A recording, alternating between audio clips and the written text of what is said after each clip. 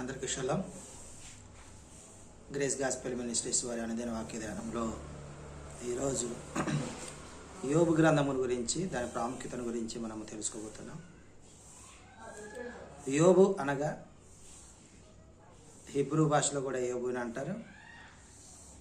మరి English, Latin ప్రతి భాషలో కూడా యోబుని అంటారు. యోబు అనగా పిలువబడిన వాడని,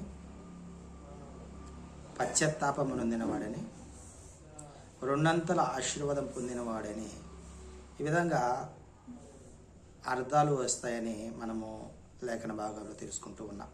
ఉపోద్ఘాతంలో ప్రాముఖ్యంగా దేవుని వైపు, ఎలోహిం వైపు తిరిగినవాడు పశ్చాత్తాపము నొంది యావే వైపు తిరిగినవాడు అని అర్థం వస్తుంది.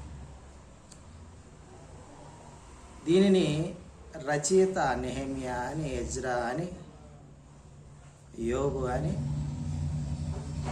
ఇలాగూ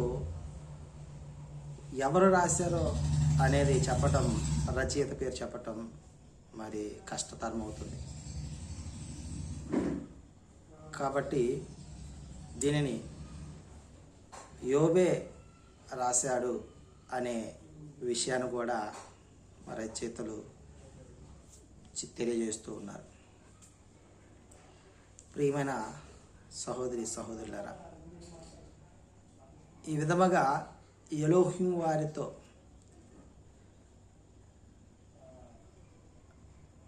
అనేక శ్రమలు కోర్చి ఎలోహిం వారి ఎడల భయభక్తులు గల జీవితాన్ని జీవించే వారిగా యోగుని చూస్తూ ఉన్నాం.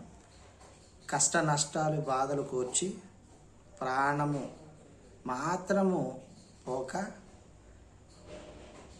మిగతా అన్ని శ్రమలు ఆయన అనుభవించినట్లుగా చూస్తూ ఉన్నాం.